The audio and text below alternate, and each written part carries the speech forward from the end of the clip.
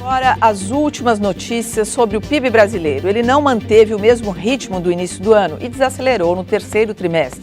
Mesmo assim, a expectativa é de que a economia do país cresça 7,5% em 2010. O IBGE informou hoje que o Produto Interno Bruto do Brasil cresceu 0,5% no terceiro trimestre deste ano, em comparação com o trimestre anterior.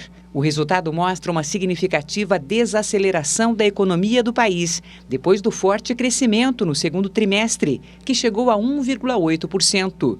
Entre janeiro e setembro, o PIB brasileiro cresceu 8,4% em relação ao mesmo período de 2009.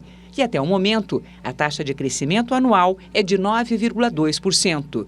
Entre os setores pesquisados pelo IBGE, o de serviços foi o único que cresceu em comparação com o trimestre anterior, com alta de 1%.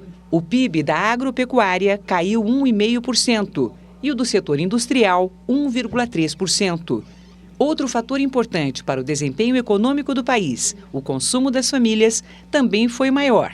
Nesse caso, a alta foi de 1,6% em comparação com o segundo trimestre deste ano. Com o resultado do PIB do terceiro trimestre, já está assegurado que nós vamos fechar o ano com um PIB de pelo menos 7,5%. A tendência é que seja mais do que 7,5%.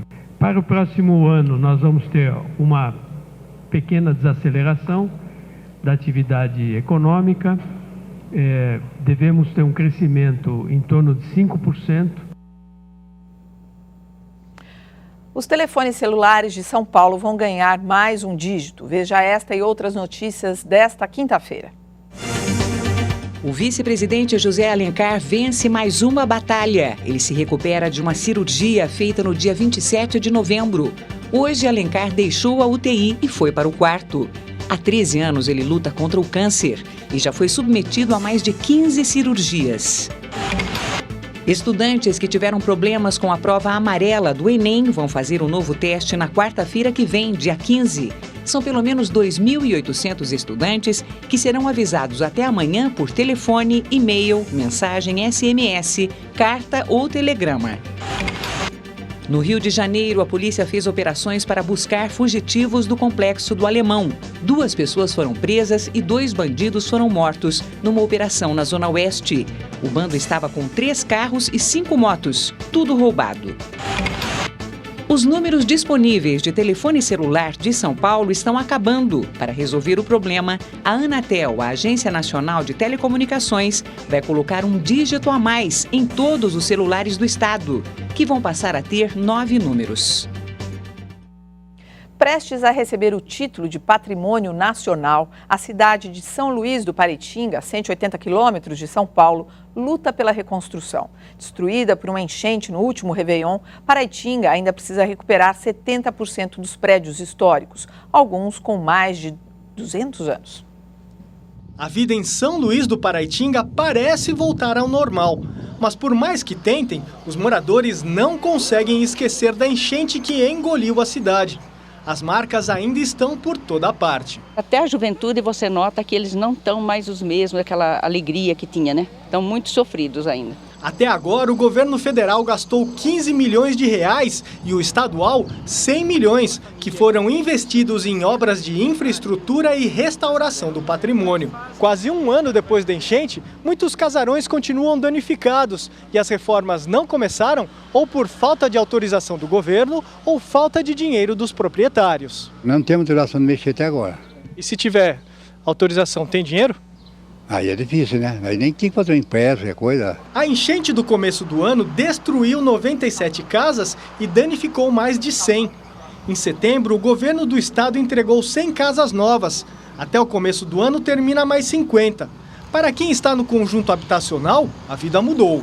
Tá bom a morada aqui. Tá bom, sossegado. Sossegado, e roubei a namorada ainda. Mas é pouco, já que 600 famílias moram em área de risco de inundação e outras 2.400 pessoas estão em regiões com perigo de desabamento. A recuperação de São Luís do Paraitinga depende da reconstrução de alguns dos seus símbolos, como a Igreja Matriz de São Luís de Tolosa. A expectativa é que em 2 anos seja reerguida ao custo de 15 milhões de reais. A capela de Nossa Senhora das Mercês, erguida no final do século XVII, também será reconstruída. Daqui a um ano deve estar assim, exatamente como era. A imagem da padroeira da capela, que foi encontrada em péssimo estado, já foi restaurada em um trabalho minucioso. Encontrou ela em 96 pedaços. E ela é uma imagem feita de terracota.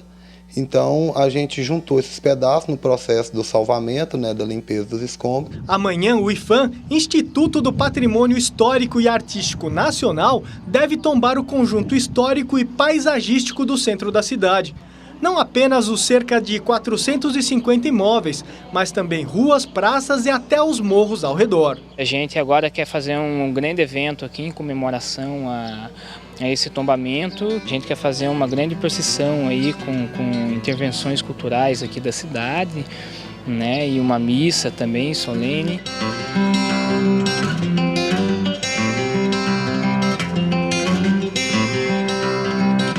Vocês acreditam que virar patrimônio nacional muda a vida de São Luís do Paraitinga?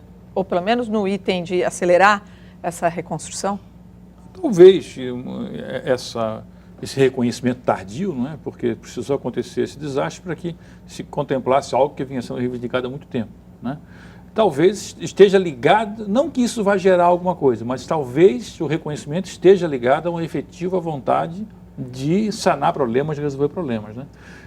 Mas, convenhamos, a igreja, por exemplo, mesmo sendo reconstruída, ela não é o patrimônio que era, porque ela vai ser uma imagem do que havia antes. O que, do ponto de vista religioso, é mais ou menos equivalente, mas do ponto de vista histórico não é. Eu considero que é obrigação do Estado fazer essa restauração. São poucos sítios que estão preservados. O que eu fico preocupado, os restauradores, um trabalho fantástico. O que eu fico preocupado é saber se as causas que provocaram essa devastação do patrimônio histórico de São Luís do Paraitinga foram sanadas. Ou seja, as obras que puderam ser feitas para evitar novas enchentes. É que você viu ali que a matéria mostrava que tem áreas de risco ainda. De fato foram feitas. Será que nós não estamos colocando o carro na frente dos bois antes de resolver totalmente a situação da área para evitar novas enchentes? Isso é uma questão que ficaria mais claro se nós soubéssemos o que já foi feito para evitar novas inundações. O Jornal da Cultura dá uma paradinha a seguir. Tempestades de neve causam transtornos nos Estados Unidos e Europa. E a fantástica iluminação de Natal da cidade de Lyon, no sul da França.